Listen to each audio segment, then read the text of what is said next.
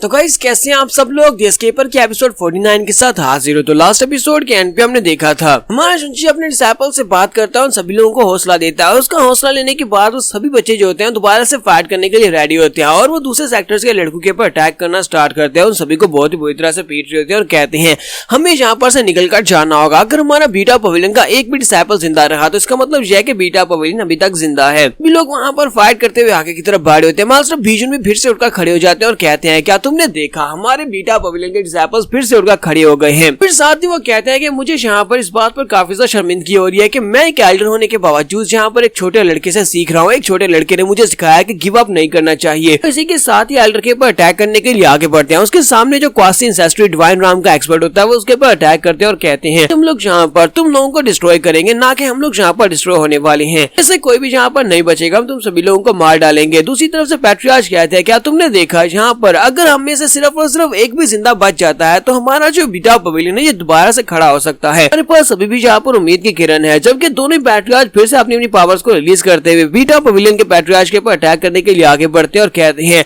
ये तो बस सिर्फ और सिर्फ तुम्हारी डेथ स्ट्रगल है, यानी कि तुम मरने वाले तो हो ही, लेकिन बस तुम यहाँ पर अपने आप को दिलासा दे रहे हो कि तुम लोग यहाँ पर अभी भी जिंदा रह सकते हो, तुम्हारा बीटा पवेलियन दोबारा से खड़ा हो सकता है। दूसरी तरफ हमारा शुंची जो होता है वो अपनी टीम को लीड करते हुए आगे की तरफ बढ़ रहा होता है। शुंची रास्ता क्लियर करते हुए अपने डिसाइपल से कह रहा होता है चलो जल्दी से मेरे पीछे आओ। वो सभी लोग उसके पीछे पीछे आगे की तरफ बढ़े होते हैं और कहते हैं हम में से कोई यहाँ पर मर भी जाता है तो हम लोग उनमें से किसी न किसी एक दुश्मन को अपने साथ लेकर जरूर मरेंगे, तो चलो जल्दी से आगे बढ़ो। कुछ लोग तो यहाँ से निकल कर जा पाएंगे। लोग वहाँ पर आगे की तरफ बढ़ते हैं, उन लोगों के ऊपर अटैक करते हैं। यहाँ पर जबरदस्त फाइट चल रही होती है। तो यहाँ पर ये सभी लोग फाइट कर रहे थे। हमारा शुंची भी यहाँ पर उन सभी के ऊपर अटैक कर रहा होता है। साथ ही हमारा शुंची भागते हुए आगे की तरफ बढ़ता है और कहता है कि आज तुम में से कोई भी यहाँ पर मेरे रास्ते में खड़ा नहीं हो सकता। मीटरॉइड सेक्टर का एक लड़का उसके सामने खड़ा हो जाता है और उसे कहता है कि लड़की आज मैं तुम्हें मार डालूंगा। जैसे वो इतनी बात करता है तो हमारा शुंची से पंच मारता है। शॉक फिस्ट को यूज करते हुए जब उसे पंच मारता है तो वो लड़का उठता हुआ पीछे जाकर गिरता है और इसी के साथ ही वो लड़का नीचे गिरकर मर जाता है। तुम्हारा शुंची उसे कहता है तुम्हारे जैसा एक नोबॉडी मेरे रास्ते में खड़ा होकर मुझे कैसे रोक सकता है, क्या तुम्हें लगता है कि मुझे रोकना इतना ज्यादा आसान है। इसके साथ ही मास्टर बीजिया वहाँ पर पहुंचती है। मास्टर बीजिया भी वहाँ पर लोगों को मार रही होती है और उनसे कहती है यहाँ पर जल्दी से जल्दी निकलना होगा ताकि हम लोग यहाँ पर से निकल कर जा सके, ताकि दुश्मन यहाँ पर हमारा पीछा न कर सके। मैं यहाँ पर दुश्मन को रोका रखती हूँ जबकि तुम सभी बच्चे यहाँ से निकल जाओ। साथ साथ आगे की तरफ बढ़ना। तो मास्टर बीजिया भी अब इनके साथ ही आगे की तरफ बढ़ी होती है। बीजिया, जिंगजी और माशुंजी तीनों आगे की तरफ बढ़े होते हैं। रास्ते को क्लियर करते हुए बाकी सभी डिसाइपल्स लाइन में उनके पीछे पीछे आ रहे होते हैं। दिखाते हैं कि क्वासी इंसेस्ट्री डिवाइन राम का जो एक्सपर्ट होता है वो मास्टर बीजिया के ऊपर अटैक करने के लिए आगे बढ़ता है और कहता है कि तुम्हें किसने यहाँ पर परमिशन दे दी यहाँ से निकल कर जाने की। जैसे वो उसके ऊपर आकर अटैक करता है तो अटैक काफी ज्यादा पावरफुल होता है। वहाँ पर बहुत सारी फायर निकलती है। मास्टर बीजिया कहते हैं ये बंदा तो बहुत ज्यादा पावरफुल है, लगता है कि ये अपनी रिफाइन लेवल के 4th लेवल तक पहुंच चुका है और बहुत ही जल्दी इंसेस्ट्री राम में पहुंचने वाला है। मैं इसे फाइट नहीं कर पाऊंगी। तो बीजुन ये देखने के बाद जल्दी से भागते हुए बीजिया की तरफ आगे बढ़ते हैं और उसे कहते हैं कि तुम्हारा ओपोनेंट मैं हूँ, तुम्हें मुझसे फाइट करनी है ना किसी और से। इसके साथ ही वो क्वासी एल्डर जो होता है वो अपने लोगों से कहता है कि चलो जल्दी से इस बंदे को यहीं पर रोको। तो बहुत सारे लोग निकलते हैं, बहुत सारे लड़के वहाँ पर बीच में आ जाते हैं और हमारे मास्टर बीजुन को वहीं पर रोक देते हैं। कि दूसरी तरफ जो क्वासी डिवाइन सेस्ट्री राम का एक्सपर्ट है वो मास्टर बीजिया के साथ फाइट कर सके और उसे अटैक कर सके। वो आगे बढ़ता है और उसे कहता है कि तुम बहुत ज्यादा खूबसूरत हो, तुम एक बहुत ही खूबसूरत लेडी हो। अगर तुम यहाँ पर मुझसे वादा करो तो कि तुम मेरी औरत बनने को तैयार हो, तुम मेरी रखेल बनने को तैयार हो, तो फिर मैं तुम्हें यहाँ पर जिंदा छोड़ सकता हूँ। इस बीटा पवेलियन में अब क्या रखा है, बीटा पवेलियन तो डिस्ट्रॉय होने वाला है। इसी के साथ ही मास्टर बीजिया उसके मुंह के ऊपर थूक देती है और कहती है दफा हो जाओ, मैं यहाँ पर मरना पसंद करूंगी। यहाँ पर जितने भी इन्वेडर है सभी को मरना होगा। जिन लोगों ने बीटा पवेलियन के ऊपर अटैक किया वो अपनी तलवार उसके सामने करती है, लेकिन इस बात सामने वाला एल्डर जो होता है काफी ज्यादा गुस्सा हो जाता है। वो उसके पेट में एक जबरदस्त पंच मारता है और उसे कहता है तो यहाँ पर ये तुम्हारी बुरी किस्मत है कि तुमने मुझे रिजेक्ट कर दिया। अब यहाँ पर मेरे पर ब्लेम मत देना कि मैं तुम्हारे साथ जो कुछ भी करने वाला हूँ। बीजिया के मुंह से ब्लड निकलता है और बीजिया वहीं पर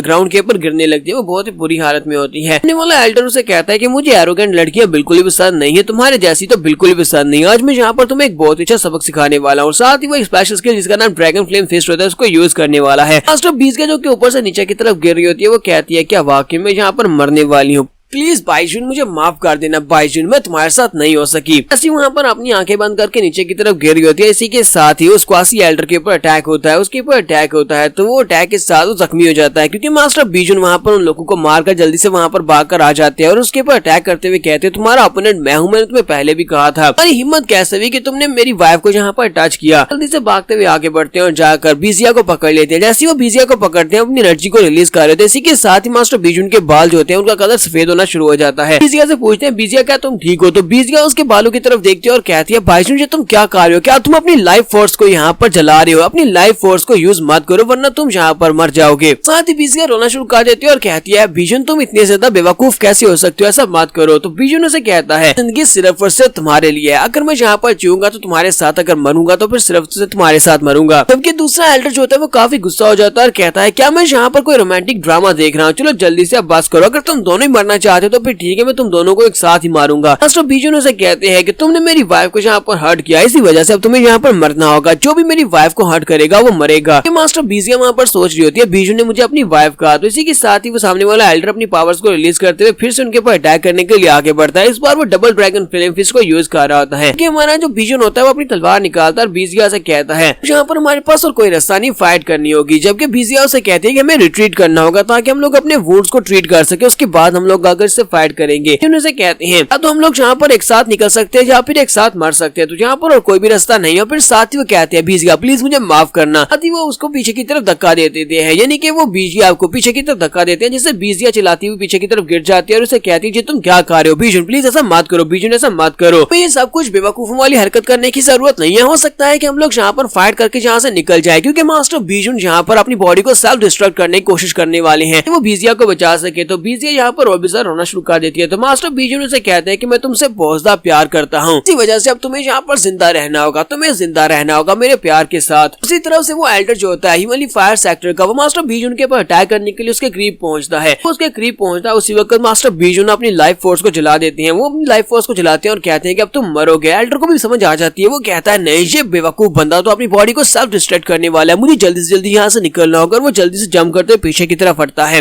लेकिन मास्टर बीजुन जो होते हैं वो भी जल्दी से जंप करते हुए आगे की तरफ बढ़ते हैं, जाकर उसके दोनों हाथ पकड़ लेते हैं और उनसे कहते हैं तुम यहाँ से नहीं जा सकते, तुम यहाँ पर मेरे साथ ही मरोगे। और इसी के साथ ही मास्टर बीजुन चिल्लाकर कहते हैं कि हमारा बीटा पवेलियन हमेशा जिंदा रहे। और इसी के साथ ही बूम, और मास्टर बीजुन की बॉडी वहाँ पर फट जाती है। मास्टर बीजुन की बॉडी फटने के साथ वो एल्डर तो मरता ही है, लेकिन वहाँ पर एक जबरदस्त धमाका होता है। सभी लोग वहाँ पर देखते हैं कि ये धमाका कहाँ पर हुआ है। शुनची भी वहाँ पर महसूस कर रहा होता है। जिंगजी कहती है यहाँ पर अचानक से क्या हुआ, इतना बड़ा धमाका कैसे हुआ है? तो वुफेन उन लोगों से कहता है कि मुझे लगता है किसी माउंटेन लॉर्ड ने अपनी बॉडी को सेल्फ डिस्ट्रक्ट कर दिया, अपनी बॉडी को फोड़ दिया है ताकि वो दुश्मन को मार सके। जबकि मोटू लोगों से कहता है कि ये तो मास्टर बीजुन है, ड्रैगन माउंटेन के मास्टर बीजुन है, उनकी जो लाइफ फोर्स है वो खत्म हो चुकी है, कि उन्होंने अपनी बॉडी को सेल्फ डिस्ट्रक्ट कर दिया। तो मिस बीजिया भी भागती हुई उन लोगों के पास पहुंच जाती है। तो हमारा चुंची आगे बढ़ता है और उसे कहता है कि मिस बीजिया ड्रैगन माउंटेन के हेड कहाँ पर है, मास्टर बीजुन कहाँ पर है? तो बीजिया आगे से बिल्कुल खामोश होती है, फिर साथ ही कहती है वो यहाँ पर मरे हैं तुम सभी लोगों के लिए, मैं नहीं चाहती कि उनकी मौत यहाँ पर रायगा जाए, चलो जल्दी से यहाँ से निकलते हैं, हमें यहाँ से बचकर जाना होगा। वो ये बात करती है, तुम्हारा चुंची और बाकी के सभी लोग बहुत ज्यादा उदास हो जाते हैं और रोना शुरू कर देते हैं। चुंची चिल्लाकर कहता है कमीनों कहीं कि मैं तुम सभी लोगों को मार डालूंगा, तुम में से कोई भी जिंदा नहीं बचेगा। जहाँ पर हम लोग अपनी एपिसोड 49 का एंड करेंगे। एपिसोड की एक्सप्लेनेशन अच्छी लगी हो तो कमेंट करके जरूर बताइएगा। चैनल को सब्सक्राइब कर दे, वीडियो को लाइक और शेयर कर दे। शुक्रिया।